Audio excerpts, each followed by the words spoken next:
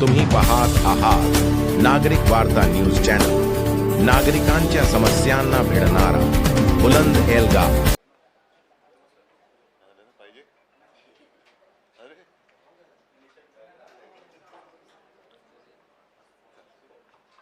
काय करायची सुरुवात? लोकसभेची निवडणूक टप्प्याटप्प्याने पुढे सरकते। उद्या महाराष्ट्रातला दुसरा टप्पा होतोय। पूर्वी लहानपणी असं आपण सगळ्यांनीच ऐकलं असाल की भूताची भीती वाटल्यानंतर, रामाचा जप केल्यानंतर भूत पडायचे असं म्हणायचे। खरं खोटं मला कल्पना नाही। भाजपाची अवस्था विचित्र झाली। भाजपला पराभव समोर दिसायला लागल्यानंतर ते आता राम राम राम राम म्हणायला लागलेले आहेत। हा नेहमीचाच त्यांचा उद्योग आहे। सुरुवातीच्या काळामध्ये ठीक होतं, पण 10 वर्ष देशाची सत्ता, मला आजही आठवते की 2014 साली जेव्हा आम्ही युतीमध्ये होतो आणि युतीतला एक सहकारी पक्ष म्हणून तत्कालीन राष्ट्रपती महोदय प्रणव मुखर्जी यांच्याकडे आम्ही गेलो होतो, तो क्षण माझ्या डोळ्यासमोर आहे। स्वतः राष्ट्रपती सुद्धा नाही म्हटलं तरी आश्चर्यचकित होते। देशाला सुद्धा एक आनंद आणि आश्चर्य वाटलं होतं, कारण बऱ्याच वर्षांनंतर एका पक्षाची सत्ता आली होती। आम्ही एनडीए म्हणून एकत्र जरूर होतो, पण तेव्हाही भारतीय जनता पक्ष हा बहुमताचा आकडा त्यांनी स्पर्श केला होता। त्यानंतर त्यांनी नोटबंदी केली, मग 19 साली पुन्हा सत्तेवर आले, 300 त्यांनी स्पर्श केला, 370 कलम काढलं, आम्ही तेव्हाही सोबत होतो। आता मात्र त्यांच्या मनातली पाशवी एक इच्छा ही देशासमोर आलेली आहे। त्यांना आता पाशवी बहुमत पाहिजे की जेणेकरून ते देशाची घटनाच बदलून टाकतील, देशामधली लोकशाही मारून टाकतील, आणि ही त्यांची स्वप्न ही आता उघड झालेली आहेत। असो, मी त्या विषयामध्ये तूर्त तरी आता जाणार नाही, कारण प्रचाराच्या सभांमध्ये मी त्यावर बोलत असतो। काँग्रेसनी त्यांचा जाहीरनामा सादर केलेला आहे, इंडिया आघाडीचा जाहीरनामा झालेला आहे, आमच्या महाराष्ट्रातील सहकारी पक्ष राष्ट्रवादीनी केलेला आहे। मला वाटतं पवार साहेबांचे केलं की त्यांनी केलं, कारण आता असली कोण आहे नकली कोण आहे पूछो हमसे जरा असं झालेलं आहे। तर पवार साहेबांच्या राष्ट्रवादीने पण जाहीरनामा प्रसिद्ध केलेला आहे। मी सुरुवातीसच आपल्याला म्हटलं होतं की जर आवश्यक वाटला तर आणि तेवढ्या पुरतच आम्ही शिवसेनेचा वचननामा प्रसिद्ध करू। याचं कारण असं की इंडिया आघाडी एक आघाडी म्हणून जे सरकार येणार आहे त्या सरकारमध्ये साहजिकच आहे शिवसेना हा घटक पक्ष असेलच, आणि इंडिया आघाडीचा जो काही जाहीरनामा आहे तो पूर्ण करून घेण्यासाठी आम्ही वचनबद्ध असूच। मात्र आज महाराष्ट्रासाठी ज्या काही गोष्टी आम्हाला प्राधान्याने वाटतात की या व्हायला पाहिजेत केंद्रात सरकार आल्यानंतर, त्या आम्ही शिवसेनेच्या वतीने वचननाम्याच्या माध्यमातून प्रकाशित करतो आहोत, आणि त्या आपल्या माध्यमातून महाराष्ट्रातील जनतेच्या समोर ठेवत आहोत। दिवाकरजी रावते शिवसेना ज्येष्ठ नेते, त्यांना मी सांगतोय, नाही बसा बसा बसा, सॉरी हां, हे करा, हे 2-2 कॉपी सगळ्यांना द्या, एक माझ्या हातात द्या वाचायला, नाही एक माझ्या हात एकच द्या, बाकी द्या। कागद जरा फारच सुलसुलीत केलेलं आहे, तर हां ठीक आहे, एक असा आणि एक ठेवा ना असा, हा बाजूला हा वचननामा।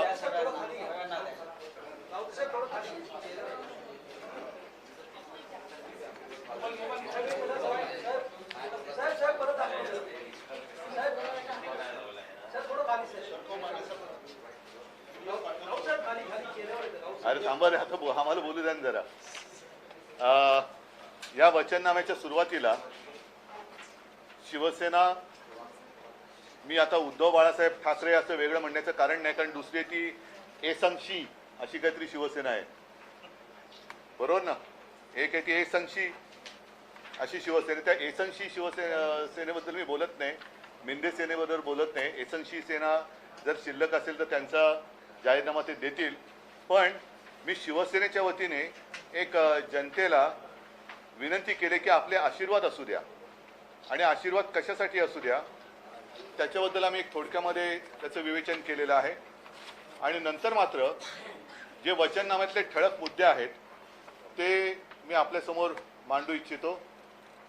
सर्वांनाच आता हे कळलेलं आहे की गेल्या खास करून 2-2.25 वर्षात महाराष्ट्र विकास आघाडीचं सरकार गद्दारी करून पाडल्यानंतर महाराष्ट्र लुटण्याचा एक कलमी कार्यक्रम हे पोकळ इंजिन सरकार करते आणि त्याला साहजिकच केंद्राचा आशीर्वाद आहे. महाराष्ट्रातले उद्योगधंदे पळवले जात आहेत. महाराष्ट्रात येणारे उद्योगधंदे पळवले जात आहेत. हिरे व्यापार, हिरे बाजार तो पळवला, क्रिकेटची मॅच पळवली, फिल्मफेअर अवॉर्डचं फंक्शन पळवलं, सगळ्याच गोष्टी पळवल्या जात आहेत आणि महाराष्ट्राचं वैभव हे लुटलं जाते.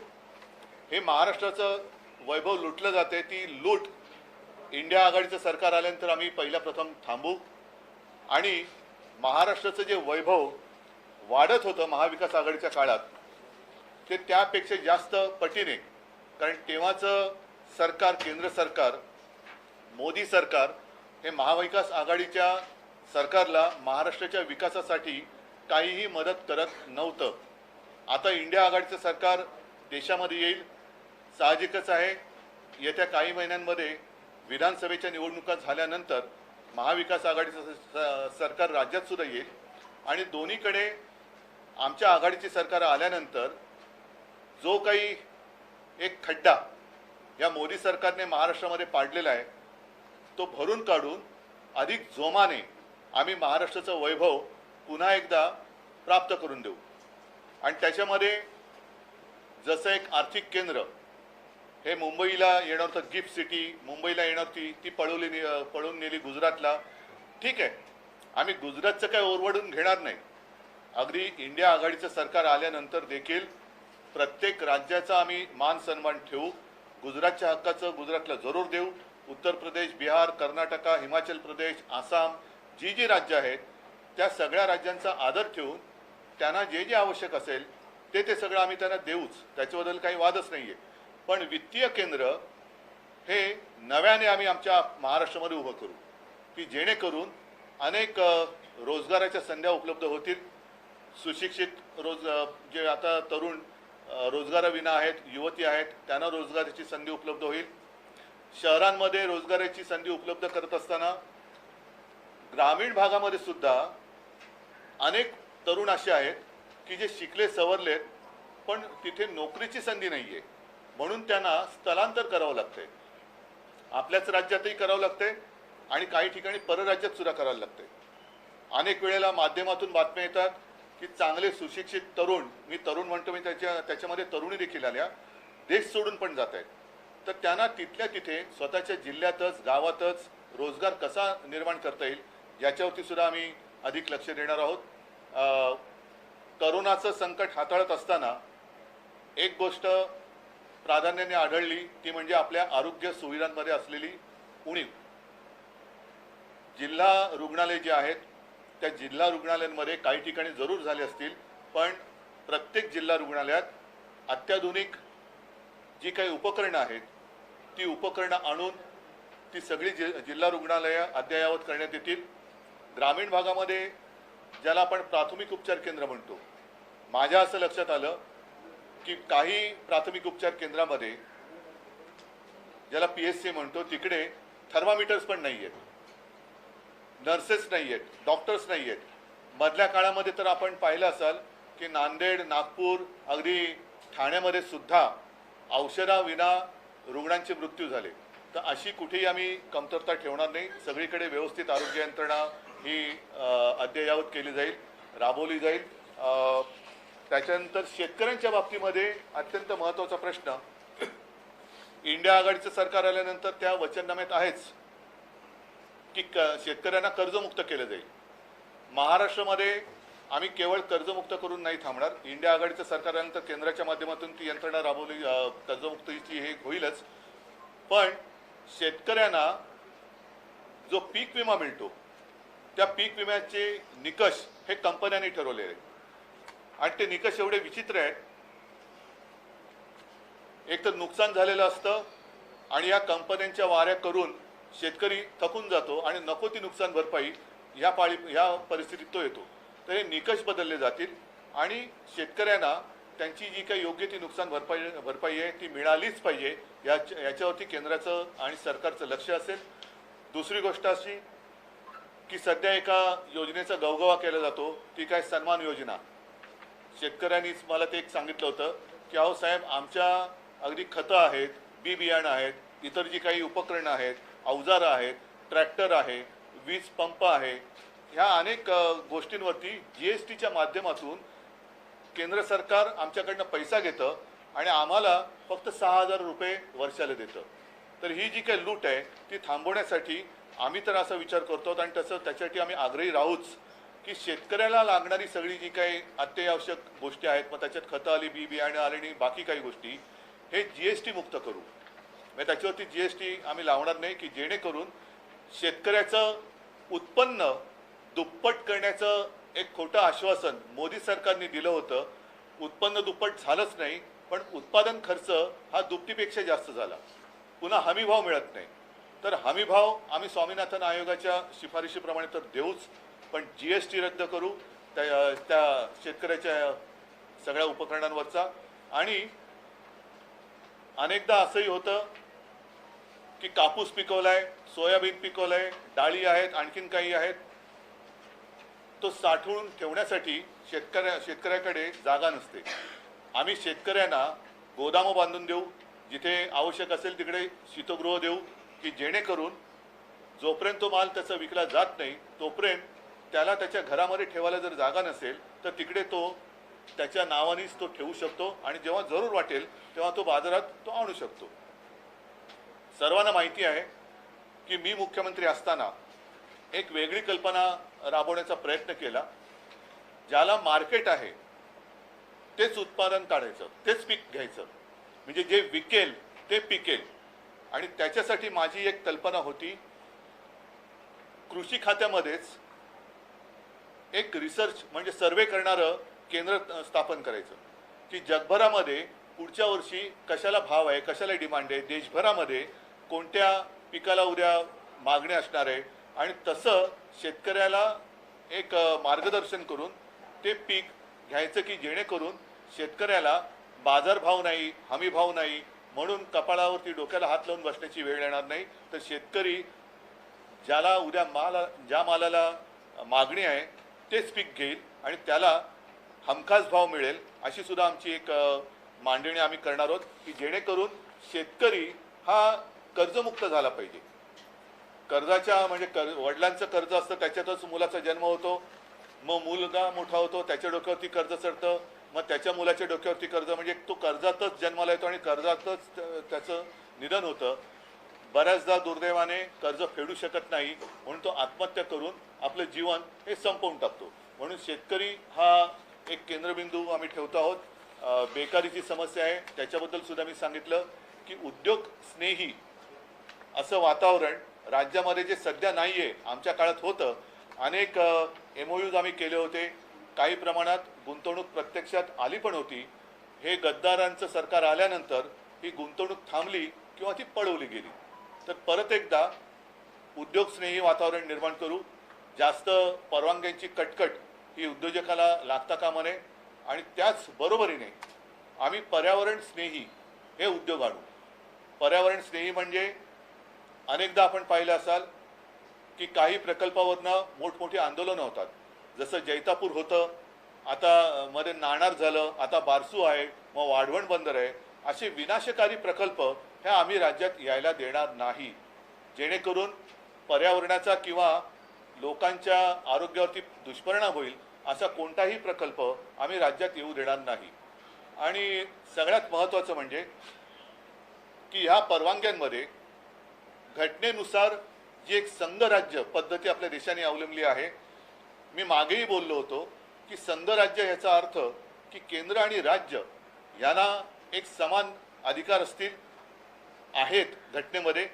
फक्त देशाच्या बाहेरील गोष्टी आणि आणीबाणीजन्य परिस्थिती याच वेळेला केंद्र सरकार त्याच्यामध्ये हस्तक्षेप करू शकेल.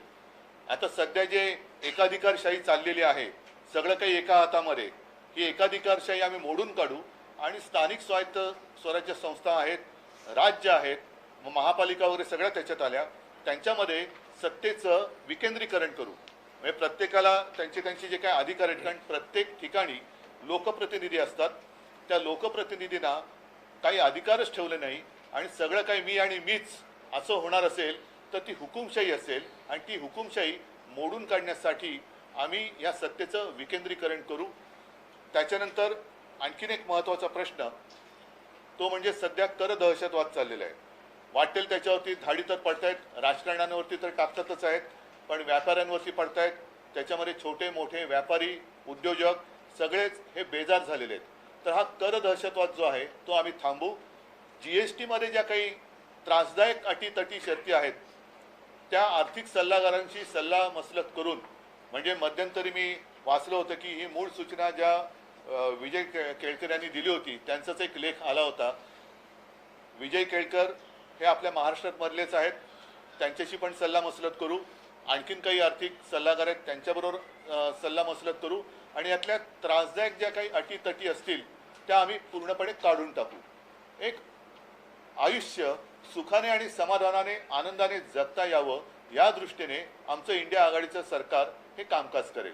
मग त्याच्यामध्ये महिलांसाठी सुद्धा इंडिया आघाडीच्या वचननाम्यात सुद्धा, जाहीरनाम्यात सुद्धा विषय आहेत. तसंच याही वचननाम्यामध्ये आहेत की सरकारी नोकऱ्यांमध्ये 50% जागा या महिलांसाठी ठेवू. त्याच्यानंतर महिला सुरक्षितता असेल, युवकांसाठी आहे. अभिजात मराठी, मी तर सरळ सांगेन की महाराष्ट्राबद्दल आणि मराठी भाषेबद्दल केंद्राच्या मनात आकस आहे, म्हणून इतके वर्ष मागणी करूनही 10 वर्ष मोदी सरकारने मराठी भाषेला अभिजात भाषेचा दर्जा दिलेला नाही आहे. तर तो आम्ही नक्कीच मिळवून देऊ हे सुद्धा या निमित्ताने सांगतोय. आणि उद्योगधंदा सामाजिक सुरक्षा पण आहे, आर्थिक रचनेचं बद्दल सुद्धा केलेले आहे. सगळ्यात महत्त्वाचं म्हणजे जेव्हा राज्यामध्ये युती सरकार होतं त्या युती सरकारच्या काळात 5 जीवनावश्यक वस्तूंचे भाव आम्ही स्थिर ठेवले होते. आम्ही केंद्रामध्ये इंडिया आघाडीचं सरकार आल्यानंतर नक्कीच याबद्दल गंभीरतेने विचार करून 5 जीवनावश्यक वस्तूंचे भाव पुढील 5 वर्ष स्थिर कसे राहतील याच्याबद्दल आग्रही असू. कारण हे जर का नीट ठरवलं तो होऊ शकतं हे राज्य सरकारने तेव्हा दाखवून दिले. जर राज्य करू शकत असेल तर केंद्र का नाही करू शकणार. तर अशा ह्या ज्या मूलभूत गोष्टी आहेत म्हणजे बेरोजगारी आहे, शेतकरी आहे, महिला आहे, उद्योग आहे, आरोग्य आहे, याच्यावरती आम्ही इंडिया आघाडी सरकारमध्ये आग्रही राहू आणि ह्या गोष्टी आम्ही करून घेऊ. आणि परत एकदा सांगतो, संविधानाचं रक्षण करणं ही आमच्या सरकारची प्राथमिकता असेल.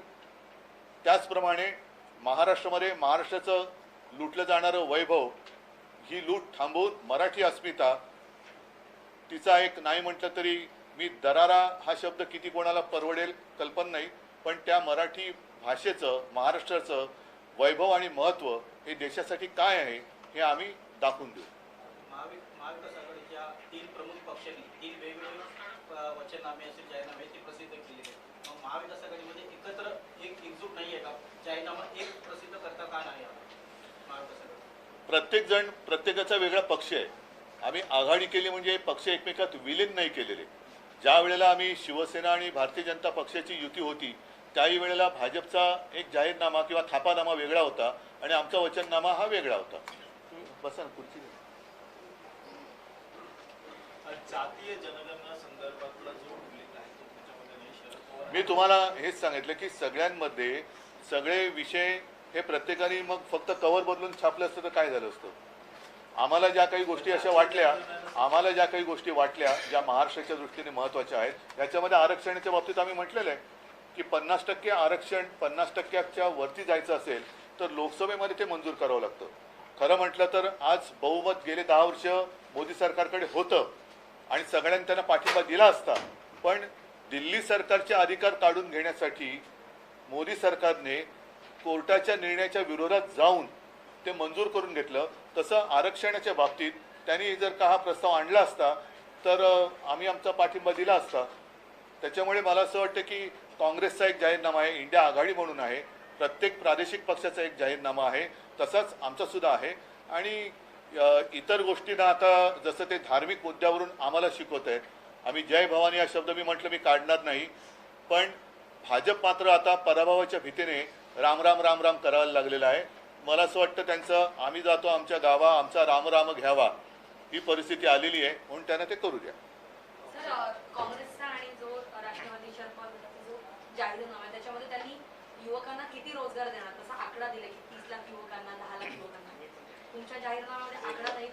मी आकडा आहे, पण मी तुम्हाला काय म्हटलं की पहिल्यांदाच म्हटलं होतं मग या 2 पानाचा का मी काढला. देशाची निवडणूक आहे आणि त्याच्यामध्ये आकडा काय आहे सांगा ना. 1 वर्षात 30 लाख सरकारी आणि सार्वजनिक क्षेत्रातील उपक्रमात नोकर भरती करून तरुणींना रोजगार उपलब्ध करून देणार. बरोबर आहे, पण त्या पलीकडे सांगतो की शेवटी आम्ही एकत्र तिकडे राज्यकारभार बघणार म्हटल्यानंतर साहजिकच आहे प्रत्येकाचे जाहीरनामे तेव्हा समोर ठेवून त्यानुसार वेगळे पण त्याच्यात काय जर असेल तर त्याच्यावरती तो पक्ष अधिक लक्ष देईल. नाहीतर एक सामूहिकपणाने जो इंडिया आघाडीचा वचननामा आहे किंवा जाहीरनामा आहे त्याच्यावरती आम्ही मिळून काम करू.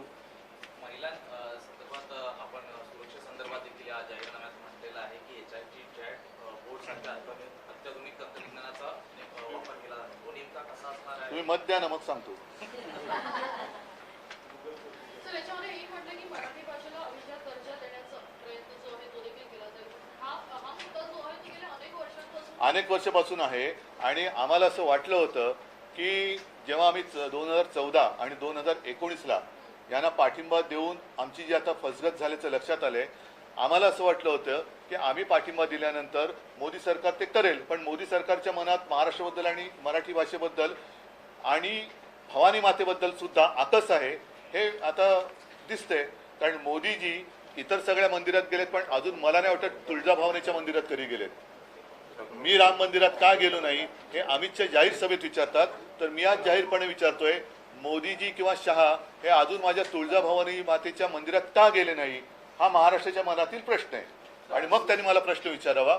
आणि राम मंदिरामध्ये जेव्हा अयोध्येमध्ये हा सोहळा चालला होता तेव्हा तुमच्या सगळ्यांच्या साक्षीने मी नाशिकच्या काळाराम मंदिरात गेलो होतो, पण अद्याप परत एकदा सांगतो आता तर महाराष्ट्रामध्ये ते अनेकदा येत आहेत. मी काळाराम मंदिरात जाणार म्हटल्यानंतर घाईघाईने झाडू घेऊन मंदिरात पोहोचले होते, पण तसं तुळजाभवानीच्या मंदिरात मोदीजी किंवा शहाजी अद्याप आलेले नाहीत. विषयी आंदोलन वगैरे केले पण पर्यावरणाविषयीच्या जाहीरनाम्यामध्ये काही उल्लेख नाही. मी आत्ता बोललो ना तुम्हाला जे घातक प्रकल्प आहेत त्याच्याबद्दल आम्ही म्हटलेलंच आहे, दिले ना तो जे विनाशकारी प्रकल्प आहेत. प्रदूषण वगैरे त्या पर्यावरणाचा मुद्दा इंडिया आघाडीच्या सरकारमध्ये पण आलेला आहे जाहीरनाम्यात आणि काँग्रेसच्या पण आलेला आहे. पण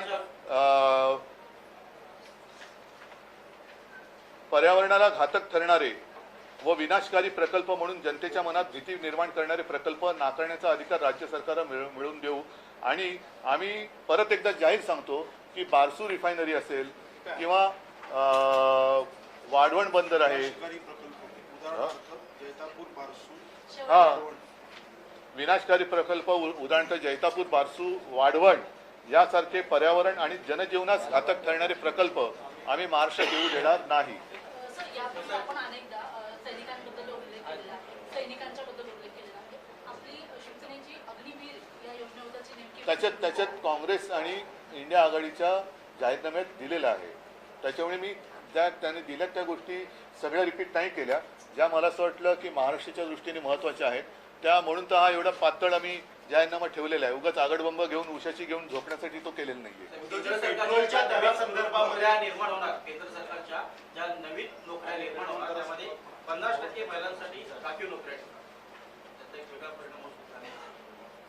50% वाईट का मग चांगले की वाईट परिणाम याच्यामध्ये हा नोकर भरतीवरती परिणाम हो, पण चांगले की वाईट आहे महिलांसाठी चांगलं हा महिलांसाठी हो, पण महिला हा घराचा आधारच असते, महिला घराचा आधारच असते. त्याच्यामुळे महिलांना नोकऱ्या दिल्या तर वाईट काय. उद्धवजी पेट्रोलच्या दरासंदर्भात तुम्ही जे सांगितलेलं आहे, मात्र पेट्रोलचे दर जेव्हा केंद्र सरकारने कमी केले त्यानंतर राज्यांना कमी करण्यासाठी सांगितलं होतं, मात्र महाराष्ट्राने केलं नाही अशी एक टीका वारंवार होताना पाहायला मिळते. आता त्यावेळेला जी परिस्थिती होती, केंद्राने कमी केले, पण केंद्राने किती कमी केले होते, त्या बदल्यामध्ये केंद्र किती केंद्रामध्ये बाकीच्या वेळेला त्यांनी जे काही कमावलेले होते तसे काय राज्याने कमावलेले नव्हते. कुठल्या बाबतीत कमवलेलं? कुठले म्हणजे इतर ज्या कराच्या बाबतीतून पेट्रोलच्या माध्यमातून जेव्हा आंतरराष्ट्रीय मार्केटमध्ये पेट्रोलचे दर कमी होते त्याही वेळेला केंद्र सरकारने चढ्या भावानेच पेट्रोल राज्यांना दिलं होतं. आज काँग्रेसचे नेते सांगलीमध्ये प्रचारासाठी गेले होते. नाना पटोले असं म्हणते, ज्यांनी सांगलीला दृष्ट लावली त्यांची मी दृष्ट उतरवणार, अशा प्रकारे नाना पटोलेंनी म्हटलं. म्हणजे त्यांनी हा अप्रत्यक्ष त्यांनी बंडखोरी केलेला नाही इशारा आहे. चला हा संजयजी, जीएसटी रद्द करू हा एक महत्वाचा मुद्दा. हो मी तो सांगितलं शेतकऱ्यांचा इतनी सारी बात हिंदी में कैसा. हाँ बैठे ना अब जरा, अभी थोड़ी हिंदी में बात करनी है.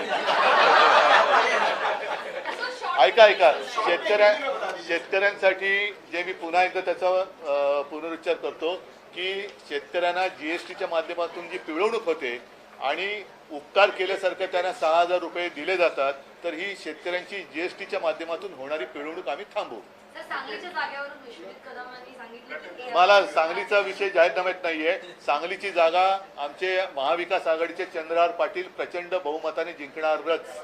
सर, ठीक है. हिंदी में जानना चाहेंगे, आज आपने अपना वचन पत्र जारी किया है, महाविकास आघाड़ी के स्टेट भी घटक दल है, अलग अलग अपने मैनिफेस्टो जारी कर रहे हैं. आज आपने अपने मैनिफेस्टो को वचन पत्र का नाम दिया है, क्या कहना चाहेंगे सर? मैं किस पर बात करूं? अलग अलग विचार वचन पत्र पे करूं.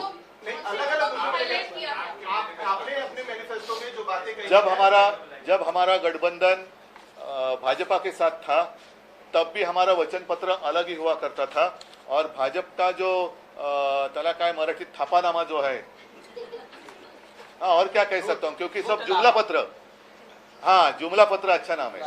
भाजपा का जुमला पत्र अलग होता था और हमारा वचन पत्र अलग होता था. तो इसी प्रकार से अब कांग्रेस का भी वचन पत्र मैं कहता हूँ, इंडिया का वचन पत्र, खास कर शिवसेना का, हम अपने अपने नजरिया से सरकार कैसी चलनी चाहिए. और इसलिए मैं कहता हूँ कि अब वो दिन गए जब हमें लगता था कि देश को एक ही नेता होना चाहिए, लेकिन एक नेता का मतलब तानाशाह नहीं. अब जो दिखाई दे रहा है अपना देश तानाशाही की ओर कोई ले जा रहा है, और तानाशाही को अभी खत्म करने का अवसर मिला है, हमें मौका है. तो अभी तानाशाही को खत्म करो, और जिसे मिलीजुली या सम्मिश्र सरकार कहते हैं, जो अटल जी ने चलाई हुई थी, मनमोहन सिंह जी ने चलाई थी, नरसिंह राव जी ने चलाई थी, और तीनों सरकार ने अच्छी तरीके से काम किया था. तो अब अपने देश में जितने सारे राज्य हैं उनका सम्मान करते हुए केंद्र की सरकार चलनी चाहिए. ऐसे नहीं होना चाहिए कि सारे अधिकार मेरे ही हाथ होने चाहिए और सारे राज्य रोज सुबह एक कटोरा लेकर मेरे दरवाजे के सामने भीख मांगने के लिए खड़े हो. ऐसे हम नहीं होने देंगे. जितनी सत्ता है उसका विकेंद्रीकरण हम करेंगे.